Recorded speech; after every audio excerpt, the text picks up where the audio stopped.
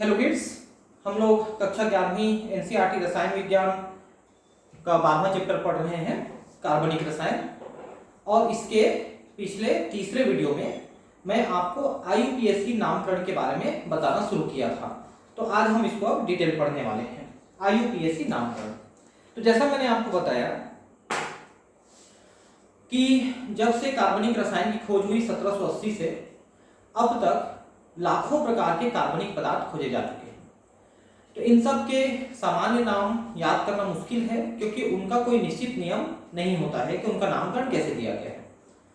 तो इसके लिए फिर आईयूपीएसी नामकरण किया गया एक कमेटी के द्वारा, international union of pure and applied chemistry. इस एक कमेटी ने, यूनियन ने आईयूपीएसी के नाम से एक नामकरण शुरू किया है। और ये पिछले 1993 में इसमें थोड़ा सा परिवर्तन हुआ था, जैसा मैंने आपको बताया था, और अब तक ये चल रहा है। और इसमें काफ़ी सारे नई चीज़ें हर साल जुड़ती रहती हैं, लेकिन फिर भी जो बेसिक नियम है वो एक समान है पहले से ही, है ना। और उन नियमों के बारे में अगर हमको पता है तो हम किसी भी कार्बनिक रसायन का नामकरण कर सकते हैं। और अगर किसी कार्बनिक रसायन का नाम दिया है तो उसके आधार पर हम उसकी संरचना सूत्र लिख सकते हैं। किसी कार्बनिक यौगिक को सुव्यवस्थित नाम देने के लिए मूल हाइड्रोकार्बन तथा उससे जुड़े क्रियात्मक समूहों की पहचान करनी होती है। नीचे दिए गए उदाहरण को देखिए, मूल हाइड्रोकार्बन का मतलब यह है कि वो कितने कार्बन परमाणुओं से बना हुआ है। अगर वो एक ही कार्बन परमाणु से बना है तो मेथ कहलाएगा, दो है तो एथ, प्रोप, ब्यूट, पेंट, इस तरह से कहलाते जाता है। उसके बाद उसमें हमको एक चीज ये देखना रहता है कि अगर एक से ज्यादा कार्बन है तो उनके बीच में एकल बंध है या कहीं पर द्विबंध या त्रिबंध भी है। तो अगर एक ही बंध है तो एन, जैसे एल्केन है ना, एल्केन में एन शब्द आता है। अगर कहीं पर द्विबंध है तो इन शब्द आएगा, और कहीं पर त्रिबंध है तो आइन शब्द आता है। उसके बाद फिर कार्बनिक समूह को भी देखते हैं अपन। कार्बनिक समूह कौन सा है, क्रियात्मक समूह जिसको अपन बोलते हैं। तो अगर वो एल्डिहाइड है, कीटोन है, एल्कोहल है, कार्बोक्सिलिक एसिड है, तो उनके आधार पर फिर हम उनका नामकरण करते हैं। जनक हाइड्रोकार्बन के नाम में उपयुक्त पूर्वलग्न, अंतर्लग्न तथा अनुलग्न को संयुक्त करके वास्तविक यौगिक का नाम प्राप्त किया जा सकता है। देखिए, पूर्वलग्न का मतलब होता है कि जो कार्बन की संख्या लिखने से पहले हम जो चीज लगाते हैं वो पूर्वलग्न है। फिर कार्बन की संख्या के आधार पर जो नाम, मूल संख्या जो है उसके आधार पर जो नाम रखते हैं वो अंतर्लग्न है। और उसके बाद फिर जो चीज लिखी जाती है, जैसे क्रियात्मक समूह वगैरह के बारे में, तो वो अनुलग्न कहलाता है। मतलब जैसे कि मान लो दो कार्बन परमाणु है तो हम उसे एथ लिखेंगे। तो एथ से पहले जैसे 3 मेथिल एथ एन या ऐसा कुछ भी लिखेंगे तो वो पहले वाला पूर्वलग्न है, बीच वाला अनुलग्न है, पहले वाला पूर्वलग्न है, बीच वाला अंतर्लग्न है और अंत वाला अनुलग्न होता है। तो 3 भाग में ये बनता है। केवल कार्बन तथा हाइड्रोजन युक्त यौगिक हाइड्रोकार्बन कहलाते हैं, जिसमें एल्केन, एल्कीन, एल्काइन आते हैं। जैसे आप मीथेन, प्रोपेन, ब्यूटेन या एथीन, प्रोपीन, ब्यूटीन या इथाइन, प्रोपाइन, ब्यूटाइन, ये नाम सुनते हैं। ये हाइड्रोकार्बन हैं। इनमें केवल कार्बन और हाइड्रोजन होते हैं, इनमें कोई दूसरी क्रियात्मक समूह यहाँ पर नहीं जुड़ी हुई है। कार्बन कार्बन एकल आबंध वाले हाइड्रोकार्बन को संतृप्त हाइड्रोकार्बन कहते हैं। अगर कार्बन के बीच में सिर्फ एकल बंध है तो ये संतृप्त हाइड्रोकार्बन कहलाती है, क्योंकि इनके आवश्यक जो हाइड्रोजन है वो यहाँ पर पर्याप्त मात्रा में जुड़े होते हैं, हाइड्रोजन की कमी नहीं होती है, इसलिए कार्बन कार्बन के बीच में एक एक बंध ही बना होता है, तो ये संतृप्त है। लेकिन अगर उसमें हाइड्रोजन की कमी हो जाती है तो उस कमी की पूर्ति करने के लिए कार्बन कार्बन के बीच में द्विबंध या त्रिबंध बनने लगते हैं। तो मतलब यह है कि वो कमी वाले पदार्थ हैं, हाइड्रोजन की कमी वाले पदार्थ हैं, इसलिए वो जो है असंतृप्त हाइड्रोकार्बन कहलाते हैं। जैसे आप मीथेन, इथेन, प्रोपेन, ब्यूटेन ये पढ़ते हैं, ये संतृप्त है। लेकिन जब द्विबंध आ जाते हैं, जिसमें एथीन, प्रोपाइन, ब्यूटाइन, या त्रिबंध आ जाते हैं, ethyne, propyne, butyne, ethene, propene, butene, तो ये द्विबंध त्रिबंध जो है ये असंतृप्त हाइड्रोकार्बन में आते हैं, क्योंकि इनमें हाइड्रोजन की कमी होती है। ऐसे यौगिकों की सजातीय श्रेणी के सुव्यवस्थित आईयूपीएसी नाम को एल्केन कहते हैं, जिसमें संतृप्त हाइड्रोकार्बन है और सिर्फ एकल बंध से जुड़े हुए हैं कार्बन वाले, तो वो सभी एल्केन में आते हैं। इनका पूर्ण नाम पैराफीन या लैटिन शब्द में लिटिल एफिनिटी अर्थात कम क्रियाशील था।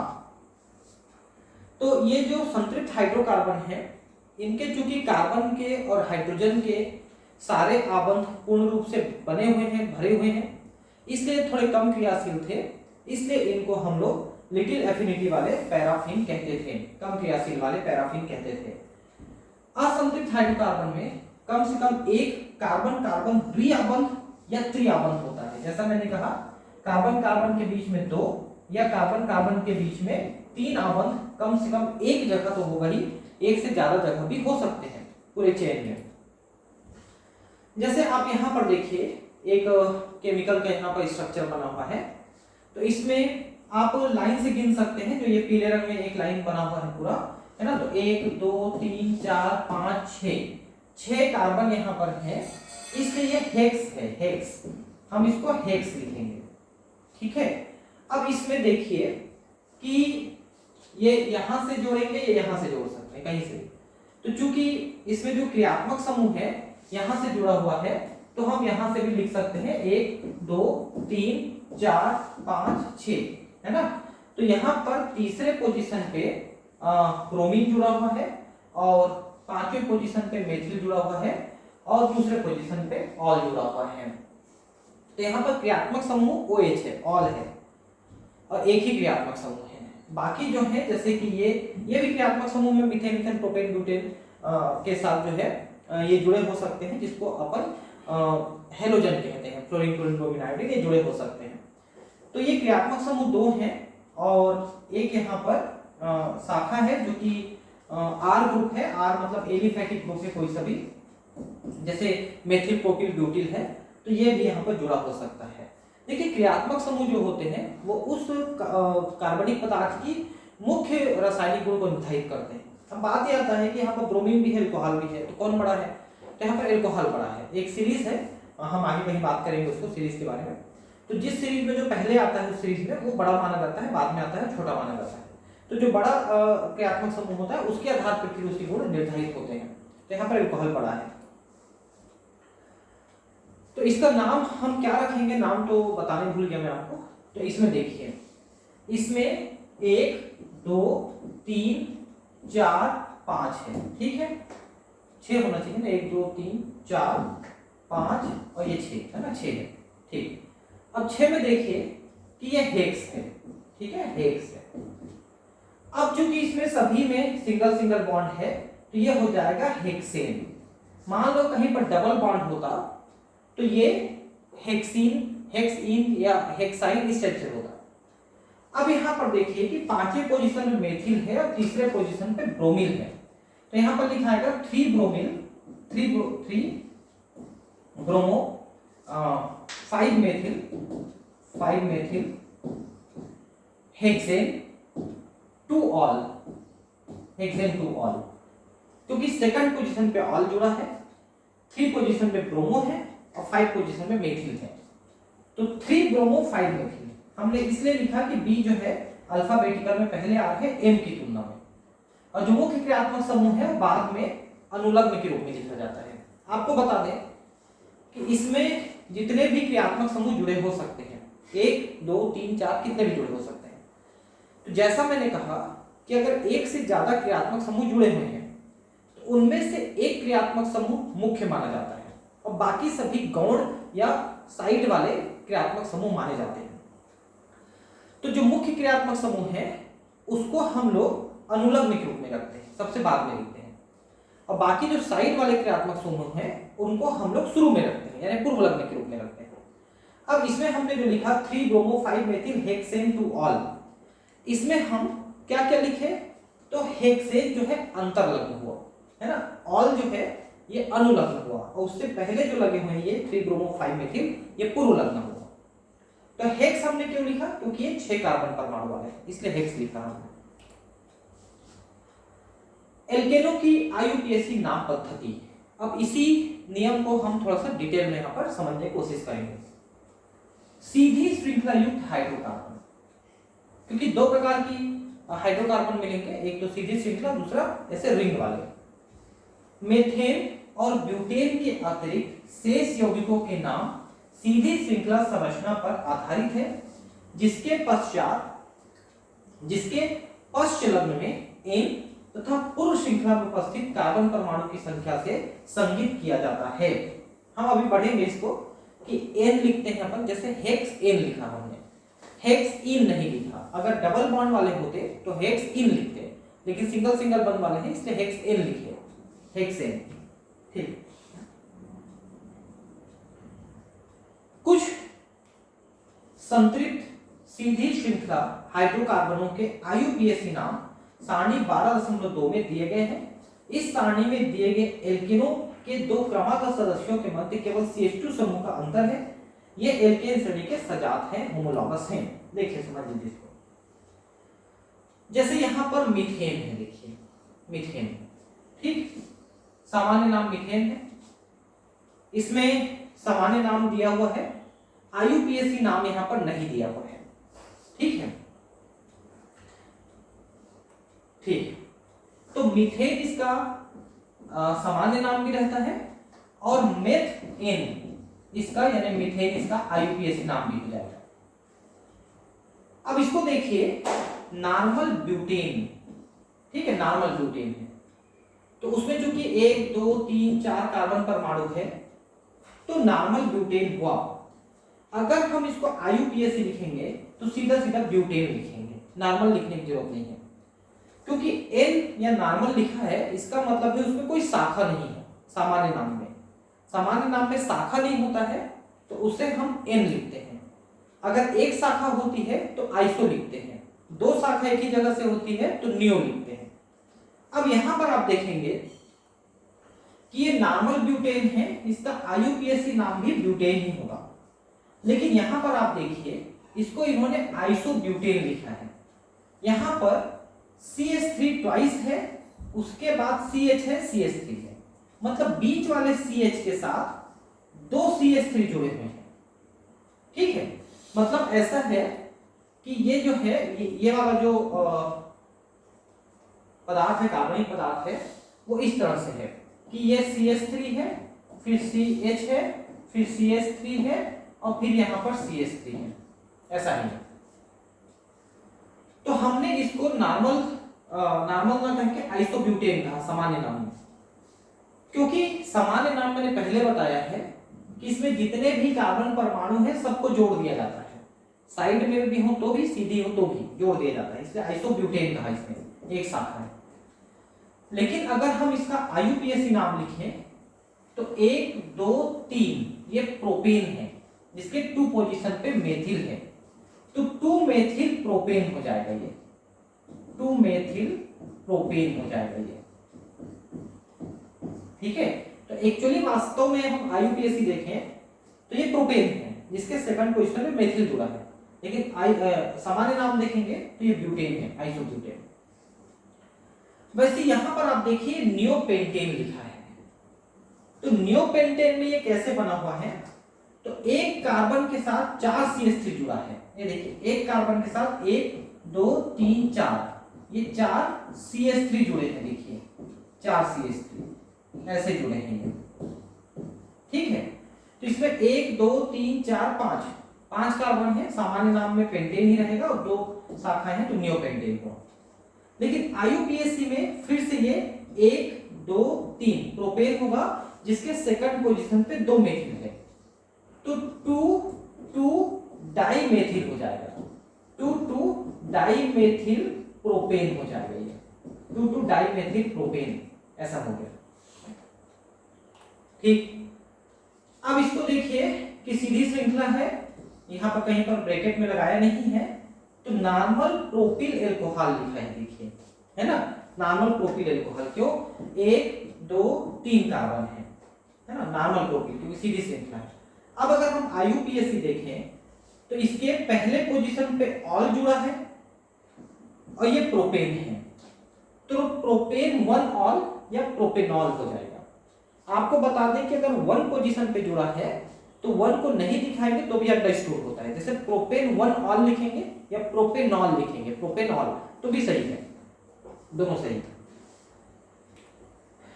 अब ये देखिए, ये फॉर्मेल्डिहाइड साधारण नाम में है, अगर हम इसका IUPAC नाम लिखें तो ये हो जाएगा मेथेनॉल, मेथेनॉल यानी मेथेनॉल, इसका IUPAC मेथेनॉल, मेथेनॉल ऐसा हो जाएगा, है ना। यहां पर आप देखिए CH3 ट्वाइस CO है, तो एक्चुअली ये कैसा बना हुआ है, ये ऐसा बना हुआ है CH3 CO CH3 ऐसा बना हुआ है। तो अगर हम इसको देखें तो एसीटोन हो गया, ये एक प्रकार का कीटोन है जो कि CO जुड़ा हुआ है। अब अगर हम इसका IUPAC लिखें तो 1 2 3, ठीक है 3 है, तो प्रोप हो जाएगा N, ठीक है, इसमें 2 ओन हो जाएगा, 2 ओन। क्यों? क्योंकि सेकंड पोजीशन पे ये एसीटोन बना हुआ है। अगर फर्स्ट पोजीशन पे रहता तो प्रोपेनोन हो जाता, लेकिन अब ये प्रोपेन ओन हो गया, प्रोपेन 2 ओन हो गया, ठीक। ये है क्लोरोफॉर्म साधारण नाम में। और अगर आप इसको IUPAC नाम लिखना चाहें तो क्या लिखाएगा, इसमें देखिए एक कार्बन के साथ एक हाइड्रोजन है और 3 क्लोरीन जुड़े हैं, ठीक है, तो क्या हो जाएगा, ट्राइक्लोरोमेथेन, ट्राइक्लोरोमेथेन हो जाएगा। 3 क्लोरो है और मीथेन था, मीथेन था ना पहले CH4 सॉरी CH4 मीथेन था, उसमें से 3 हाइड्रोजन को निकाल दिया और 3 क्लोरीन को डाल दिया, तो ट्राइक्लोरोमीथेन हो गया, ठीक। अब ये एसिटिक अम्ल है, देखिए एसिटिक अम्ल साधारण भाषा में अगर हम इसको IUPAC लिखें तो 1 और 1 2 है, तो ये हो जाएगा एथेनोइक एसिड, 1 पोजीशन पे ओइक एसिड है, तो एथेनोइक एसिड हो जाएगा, एथेनोइक एसिड। एन क्यों लिख रहे हैं, क्योंकि सिंगल सिंगल बंद है ना, सभी हम एल्केन ही पढ़ रहे हैं अभी। अब है C6H6, तो ये बेंजीन है, जो ऐसा करके हम बनाते हैं, ये वही बेंजीन है, ठीक है। उसके बाद C6H5OCH3 एनिसॉल, देखिए अब ये क्या हो जाएगा, एक फेनिल ग्रुप जुड़ा है और एक ओन ग्रुप जुड़ा हुआ है CH3 में, ठीक है, एनिसॉल। इसको साधारण भाषा में भी एनिसॉल कहेंगे और IUPAC में भी एनिसॉल ही बोल देते हैं। आप चाहें तो इसको लिख सकते हैं फिनॉक्सीमेथेन या सॉरी मिथॉक्सी फिनॉक्सीमेथेन, मिथॉक्सी बेंजीन, ठीक, मिथॉक्सी बेंजीन होगा ये, मेथॉक्सी बेंजीन, बेंजीन के साथ एक मेथॉक्सी ग्रुप जुड़ा हुआ है, ठीक है। ये है एनिलीन, देखिए बेंजीन रिंग के साथ एक NH2 जुड़ा हुआ है, तो एनिलीन कहलाता है ये, ठीक है। तो ये हो जाएगा एमिनोबेंजीन, एमिनोबेंजीन हो जाएगा। और ये है C6H5, ये C6 है, ठीक है, C6H5COCH3 एसिटोफिनोन, ठीक है, एक इसमें फेनिल ग्रुप है और एक मेथिल ग्रुप है और ये कीटोन ग्रुप है, तो ये हो जाएगा। अब इसमें आप ये देखिए कि एक फेनिल ग्रुप जुड़ा हुआ है इसके साथ, ठीक है, इस टाइप का है, तो फेनिल मेथिल कीटोन है ये, फेनिल मेथिल कीटोन, ठीक है। और उसी तरह से एथिल मेथिल ईथर, ईथर में ROR होता है, ये ईथर होता है ROR, ठीक है। तो एथिल ये वाला ग्रुप जो है एथिल हो गया और ये मेथिल हो गया और O है तो ईथर हो गया, मेथिल एथिल ईथर, ठीक है। और अगर आप इसको ऐसे कहेंगे तो मेथॉक्सी इथेन हो जाएगा, मेथॉक्सी इथेन, मेथॉक्सी इथेन, ठीक है। अब यहां पर एक जो सीरीज श्रृंखला बनी हुई है जो एल्केन हाइड्रोकार्बन है, methane ethane propane butane pentane hexane, तो इसमें 1 कार्बन 2 कार्बन 3 4 5 6 7 8 9 10, देखिए methane ethane propane butane pentane hexane, ये तो आप जानते हैं। फिर हेप्टेन ऑक्टेन नोनेन डेकेन, 10 तक तो आप जानते हैं, डेकेन। उसके बाद देखिए 20 वाले को हम कहते हैं आइकोसेन और 30 वाले को कहते हैं ट्राइकोनटेन, 20 वाले को आइकोसेन और 30 वाले को ट्राइकोन्टेन। तो इनको थोड़ा सा ध्यान रखना है कि किसको क्या कहा जाता है, ट्राइकोन्टेन। ठीक, तो अभी तक आपने ज्यादातर सीधी श्रृंखला वाले को देखा आपने, मीथेन, इथेन, प्रोपेन, ब्यूटेन। अब शाखित श्रृंखला वाले हाइड्रोकार्बनों को हम देखेंगे। शाखित श्रृंखला देखिए, अभी तो हम एनसीईआरटी पढ़ रहे हैं, वैसे कार्बनिक रसायन में मैंने आईयूपीएसी नामकरण को हिंदी में डिटेल में भी पढ़ाया है, तो अगर आप उसमें देखें यूट्यूब में तो आपको वो भी मिल जाएंगे कार्बनिक रसायन में। ठीक है, उसमें बहुत सारे एग्जाम्पल के साथ इनको धीरे धीरे करके बताया मैंने, तो आपको काफी अच्छा समझ में आएगा अगर आप वहां पर जाके पढ़ेंगे तो। शाखित श्रृंखला से युक्त यौगिकों में कार्बन परमाणुओं की छोटी श्रृंखलाएं जनक के श्रृंखला एक या कई कार्बनों के साथ जुड़ी रहती है। ये छोटी कार्बन श्रृंखला शाखाएं एल्किल समूह कहलाती है। ये जो छोटे छोटे जुड़े होते हैं साइड में, इनको वो एल्किल कह रहा है, एल्किल समूह कह रहा है। ठीक है, जैसे ये मेथिल है, मतलब 1 कार्बन वाला मेथिल, 2 कार्बन वाला एथिल, 3 कार्बन वाला प्रोपिल, ऐसा कहलाता है ना। तो यहाँ पर आप देख सकते हैं कि ये एक सीधी श्रृंखला में एक साइड में जुड़ी हुई है, ये मेथिल है। ठीक है, यहाँ पर ये एथिल है, ये मेथिल है। इस टाइप की छोटी श्रृंखला जुड़ी होती है। ऐसे यौगिकों का नाम देने के लिए एल्किल समूह का नाम पूर्व लग्न के रूप में जनक एल्केन के नाम के साथ संयुक्त कर देते हैं। ठीक है, जैसे मेथिल प्रोपेन या एथिल ब्यूटेन, ऐसा नाम हम संयुक्त कर देते हैं, साथ में लिख देते हैं। संतृप्त हाइड्रोकार्बन के कार्बन से एक हाइड्रोजन परमाणु हटाने पर एल्किल समूह प्राप्त होता है।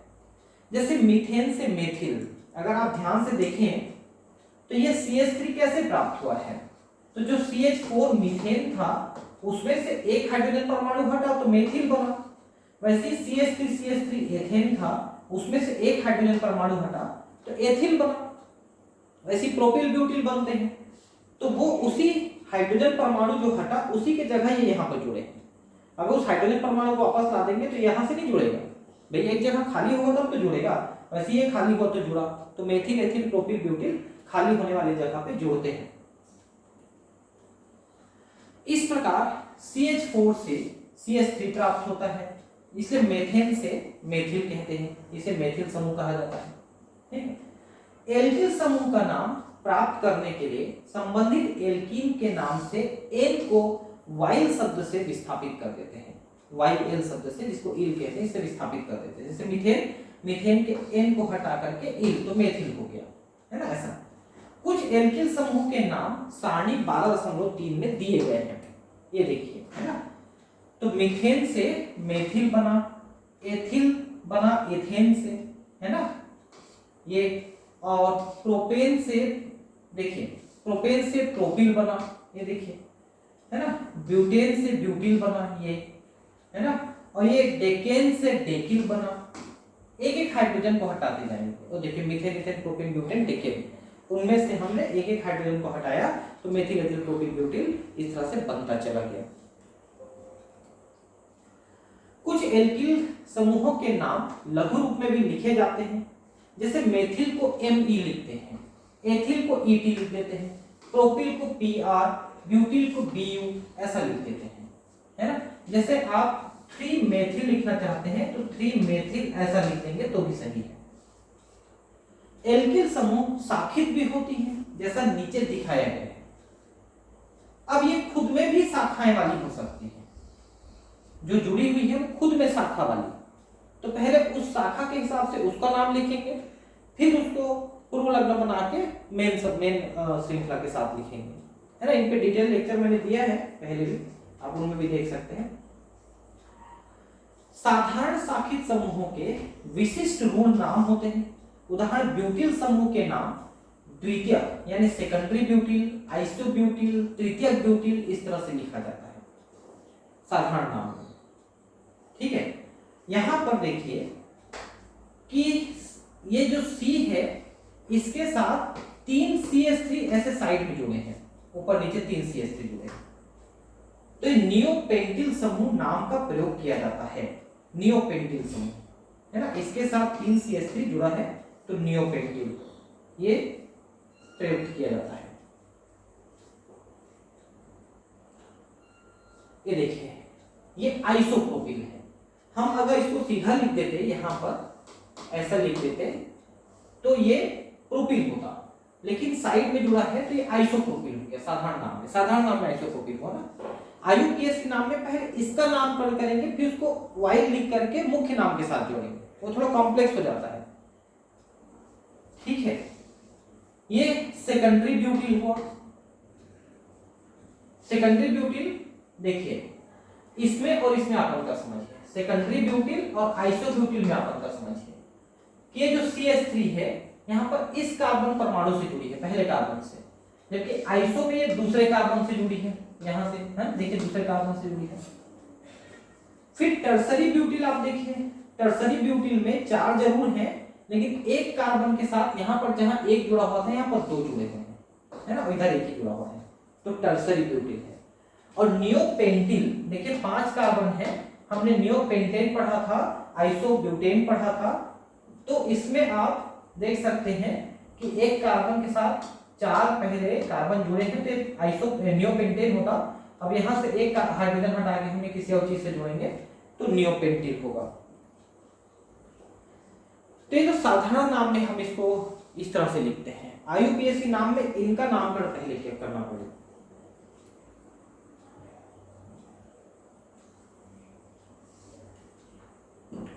ठीक है, अब ये साखित श्रृंखला वालों का नामकरण कैसे करते हैं ये मैं आपको नेक्स्ट क्लास में बताऊंगा, इसको डिटेल में हमको धीरे धीरे देखना है।